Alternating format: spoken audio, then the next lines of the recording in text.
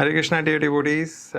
It's a matter of great fortune. We're just starting our podcast series, and we are very fortunate to have His Holiness Bhanu Swami Maharaj here. He is our GBC and our Siksha Guru, and Maharaj has been the inspiration behind progress for spiritual life. So we thought we'll invite Maharaj for this first podcast, and the topic for discussion is celebrating Srila Prabhupada's life and legacy, and to hear more about it from Maharaj. So Maharaj, would you take us back to your very first meeting with Srila Prabhupada? What impressions stayed with you? Well, I first met Srila Prabhupada in Japan when he was on his way to India. He went there with about 6 other devotees. Many of them were sannyasis, so I got to meet him briefly several times. I met him at the airport. Then I had a personal audience in his room, supplied by the printing company Dainippon. Also there was the famous Vyas Puja that flopped. I was there also, but I wasn't there to repeat the next day when they did the actual ceremony. So, but I didn't get to speak to Prabhupada so much because I wasn't even a devotee at the time. So I didn't actually speak to him so much, and a little bit distant. I didn't know so much also. So what were those initial impressions, some that you still carried? Well, the devotees, of course, there were about, 1, 2, 3, about 4 devotees, I think, there at the time. They were very excited when Prabhupada came, and of course they were busy doing all preparations for welcoming him and serving him. But as I said, I was not really a devotee at the time, so I just got, some superficial presence of him at that time. But in any case, like all the people who did get to meet Srila Prabhupada, I was also impressed with his various serious approach to spiritual life. He was not taking it casually or something that was invented. He was interested in passing on something that was an ancient tradition and was following scripture. And Maharaj, so what quality of Srila Prabhupada, after that, of course, you had more association with Srila Prabhupada and his disciples. So what quality of Srila Prabhupada struck you the most in those initial years, and something that perhaps still guides you? Mm-hmm. Well, in all cases, I saw that Srila Prabhupada was very committed to the mission of spreading Lord Chaitanya's movement through preaching, even though the facilities were maybe not so good at that time. For instance, when we came to Calcutta, then many people invited him to programs, all in Bengali. And it was, Bengali audiences. So Prabhupada was speaking, everybody else was also speaking. It was, it was a very chaotic type of thing, but Prabhupada was very patient. And he would accept all these invitations to go to speak at various places. And through all of that, Prabhupada was trying to actually get some land. So he was trying to get land in Mayapur. He was trying to get land in other places in India wherever someone would offer land. So he'd often meet with wealthy people, and then he would ask them quite boldly, you please help us with this movement. You give us some land, or donate to us like that. Unfortunately, nobody actually gave. This is the big problem. So he met many, Rajas and other places like in Bombay side and Gujarat, but nobody was really willing to give at that time. Of course, finally, Prabhupada did get some land in Vrindavan and also in Hyderabad. Those are first 2 donations he actually got. So something was there, but he kept trying all the time to develop the movement in India by getting land and then building temples. So he was very persistent at that. Very persistent. And I think he had a vision for the future, even though the most of the movement was in the West at that time, and all the money was in the West. And there's no money in India. So we started life membership with 1,000 rupees. 1. That was life membership, 1,000, and that was like big money. Difficult to squeeze people for 1,000 rupees. We had to struggle a lot in India at that time, and the money to even build Mayapur, to purchase the land for Mayapur, to build Vrindavan, to build Bombay Temple, all came from America or other countries around the world from their Sankirtan. So India actually wasn't supporting so much at that time. But Prabhupada continued anyway. So, Maharaj, we have read in Leela Amrita and other memories of other devotees that how the movement really expanded in 70s. Maybe India was struggling, but almost all the major countries, major cities of the world, ISKCON was expanding. So you were the one who witnessed it firsthand. Temples opening at so many different locations, and more devotees coming in, bookstores going up. So, what was it like to witness all that happening around? So much excitement in devotees. Yeah, the 1970s were a period of sudden growth of ISKCON and, of course, of publishing books, etc. Unfortunately, communications at that time was not very great. There was no videos, nothing like that. There was this, 8mm movies or something. That was the thing, or big tape recorders. So it took time and for news to get around. So you may learn something about a year later sometimes. So it was not that, sudden things happened and everybody in the world knew. But, gradually we knew. Of course, it was Back to Godhead magazine, so that would come out every, month, and then it would publicize different things. So we got to know things that way. In one sense, it was sudden growth of, around the world, especially in America and Europe. So all these temples sprung up in America, Canada, and Europe. That was mainly where the growth took place. So I was not witness to that at all. Yeah, but somehow I just knew it was happening, And there was no books in the beginning, hardly at all. People would carry around the 3 volumes that Prabhupada originally published in Calcutta, I think. No, Delhi, I guess it was. The 3 volumes of Canto 1. Canto 1. So we didn't even have a real Bhagavatam. And then finally, first canto, second canto, and all these cantos began to come out over the, I guess from 1971 onwards to 1977. Continuing things like that came out, and then Chaitanya Charitamrita also came out. So that was quite remarkable that all these things came out so quickly at that time. So that I could understand was something, quite phenomenal that happened. But I wasn't really witness to all the temples because, we were isolated in India. Then I was in Japan also isolated. So we didn't get to, see all these things happening.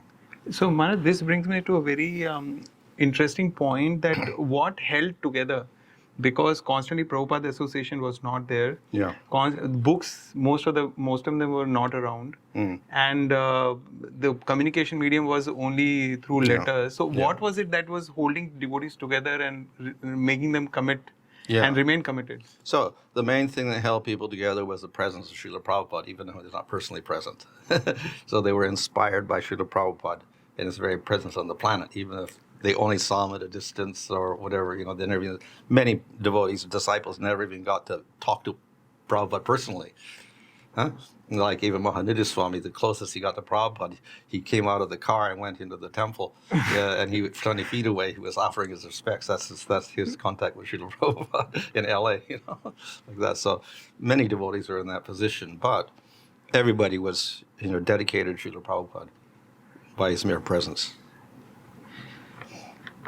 Maharaj, you have translated so many acharyas' works, hundreds of them actually, and so how did that inspiration came from Srila Prabhupada for the Sanskrit, for the scriptures, for the study? How did it happen? Yes, how that you drew that inspiration from Srila Prabhupada? What inspired you? Well, originally when we were in Calcutta, then Achyutananda was there with Jayapataka Maharaj. And of course, Achyutananda was singing some Bengali songs. Quite a lot of them were Bhaktivinoda Thakur's songs. And he had this book all in Bengali. So then he was trying to teach us the words of the songs, and then he would write it down. So I got interested at that time to look at the actual Bengali script and then start copying songs from that. So then I learned the Bengali script, and I started copying many of those songs that he sang that way. So that's how I learned the script. Later on, I learned the grammar, etc. But at that time, I learned the script. And in the beginning, of course, there were even from Prabhupada's Delhi version of the Bhagavatam, there was a Sanskrit, and then the in Romanized Sanskrit, and the word for word, and the translation, etc. but nobody really looked at the Sanskrit. But then when we came to Canto 2 and Prabhupada began giving classes, then he would chant the verse and have all the devotees chant the verse in Sanskrit. So then everyone got a little bit more interested in the Sanskrit at that time. So that's the first introduction to Sanskrit that I had. That Prabhupada would chant, and then we would chant the verse, etc. So then I was just curious to see, we're chanting this, but what does it mean? So later on in the 1970s, then I got a little grammar book and began studying on my own, just to figure out, the structure of the Sanskrit language, etc. Later on, then I saw there were many works which were very interesting, but weren't translated, but would be useful for devotees. So there was a book called the Navadvip Mahatmya, which was, devotees would use if they knew Bengali when they went on parikramas around, Gaur Purnima time. So then I thought, well, I should translate the book, So then I started translating that book. So that's the first Bengali book that I translated. I never got into Sanskrit until much later, I think 80s or something, 90s or something. Anyway, when Mahanidhi Swami was translating things, and then he came to me because his work on, what Champu was it? Kavikarnapura's Champu was there. And it was a little slow, so then I began working with him. Now, I didn't know the Sanskrit at that time, really, much. So, but there was a Bengali translation with it, which is also quite difficult, Bengali. So anyway, I was able to translate that, and I would type it out on the computer, send it to him, and then he would. So that's how I began the Sanskrit stuff. And after a few things like that, then I thought, well, maybe I should look at Vishnu Chakravarti's Bhagavad Gita commentary. And so I looked at it. It wasn't very difficult, actually, so I began translating it. It took about 2 months to do it or something like that. So I was quite surprised it wasn't so difficult to translate after all. So that's how I began translating. Mainly because devotees have questions, and sometimes they can't find the answer. And the information is there, but it's not in English language. So if they have those books available, if they have questions, they can look there and get the answer quite easily.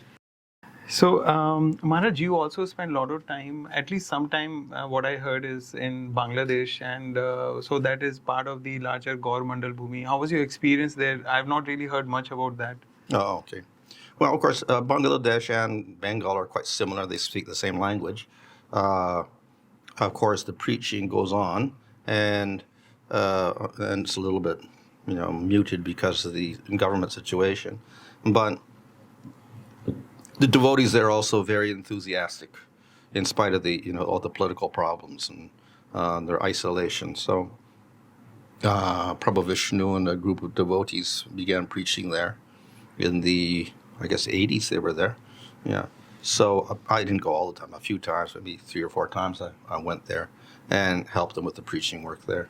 One remarkable thing, of course, about that, we had one little temple in Dhaka at that time. Then someone donated another temple in Chittagong, Pundarik Vidyani's place in Chittagong, so we had a temple there. But since that time, then so many temples have been donated to ISKCON.